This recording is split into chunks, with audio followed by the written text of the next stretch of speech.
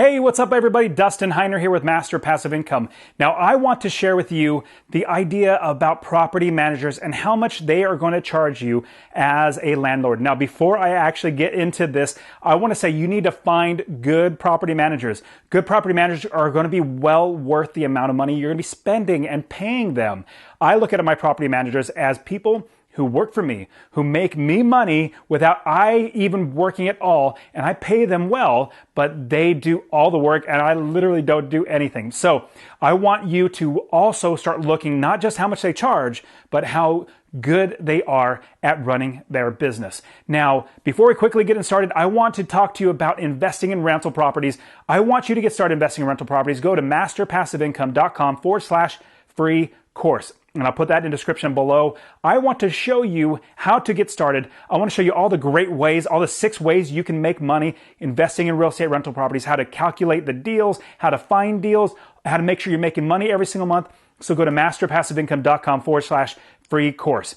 Also there, I'm also going to share with you how to find good property managers, how to ask the right questions, and how to know what to look for, all that great stuff. Now, as we're getting into how much property managers actually charge, we need to look at a bunch of the fees that they're going to be charging you. Now, there are loads and loads of sneaky fees that you're going to be charged. Now, let's talk about what property managers normally charge per month.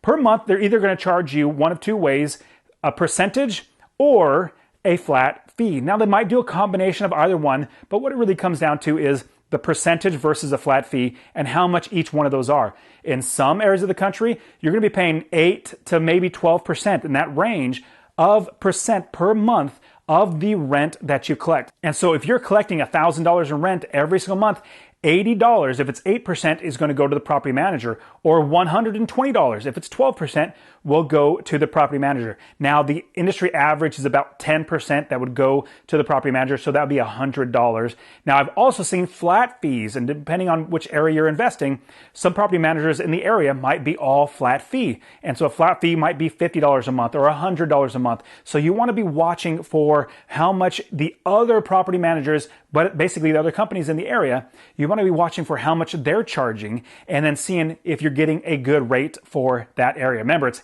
8, 10, or 12% normally, and you can negotiate. Remember, negotiate everything in this business. From there, you're also going to want to figure out the flat fees that they're also going to be charging you and seeing how much that's going to be.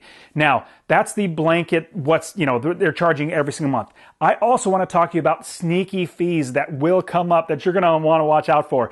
Now, some sneaky fees. Now, here's a not sneaky fee. One is the leasing of a property. It takes a lot of work to find tenants, to show the properties, to get them to sign the lease, to actually move them in and all that stuff. That's a lot of work. And so there's a lease signing fee that you might have to pay or that you normally would have to pay. Now, it could be as much as a full first month's rent go towards the leasing fee. I personally would try to negotiate and say a flat fee of like $300 to get somebody moved into a property. If you're renting an $1,800 a month property, one full month's rent is $1,800. That's a lot of money. Now, on top of the leasing fee, you're also going to have a releasing fee. So basically, the tenant's in there for a year, and then after that year, you're also going to have to renew that lease with that tenant. They might want to charge you another 1 month's rent, which is another $1,800. I say scrap that. No, at very maximum, it should be half of the first month's rent. Hopefully, you're keeping these tenants in there for a long time. So try to talk them down as much as you can. Now, here are some sneaky fees that I want you to watch out for. Number 1 would be if they charge to go and view the property. If they drive out to the property, if something's wrong and they have to drive out to the property, you don't want to be charged for that. You're already paying them once for managing the property. That's a sneaky fee. Make sure that's not in there.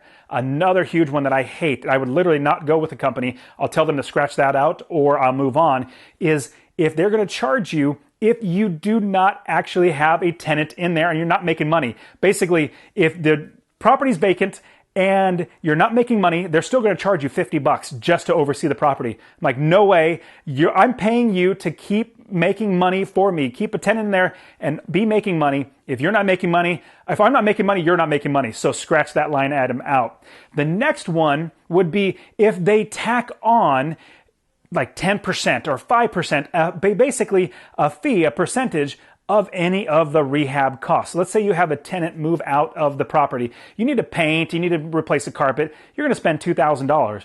let's say that the property manager is going to say, I'm going to add 10% onto that as well. So you're going to be paying, instead of $2,000, you're going to be paying $2,200. You're going to pay them an extra $200 for doing work you've already paid them for by the monthly fee. So I usually negotiate that out of all my contracts with property managers. Say, take out that fee that you would normally charge me, that 10% extra. Basically, any rehab fees, you definitely don't want those. Now, there are plenty of other sneaky fees that are going to come up. Like, let's say, for instance, you have a late fee. The tenant pays a late fee of, let's say, $40. Well, the property manager might say, well, I work extra hard, so I'm going to take all that $40 extra. Like, wait a minute. I'm out money too. So how about we split? This is my suggestion. Split the late fee. So if it's $40 or $50 or whatever it might be, split it with the property manager because they do have to work extra, which you definitely want to make sure that they're taken care of, but you also want money coming back into your pocket. Now, other things that you might want to watch out for are any of these fees. Like, literally walk through the entire contract, and there should be a section, but also read through everything because it's not just in that one specific section. You want to look for any other percentages, or even just search for like the dollar sign or a percentage sign. You'll be able to see other things that they're going to want to charge you for.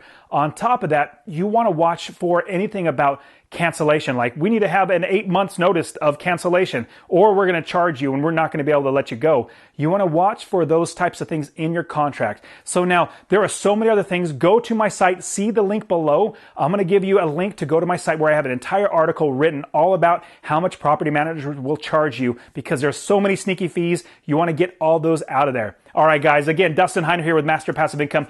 Go get my free investing course so you can get started. masterpassiveincome.com/free course. All right, guys. I'll see you soon. You take care of yourselves.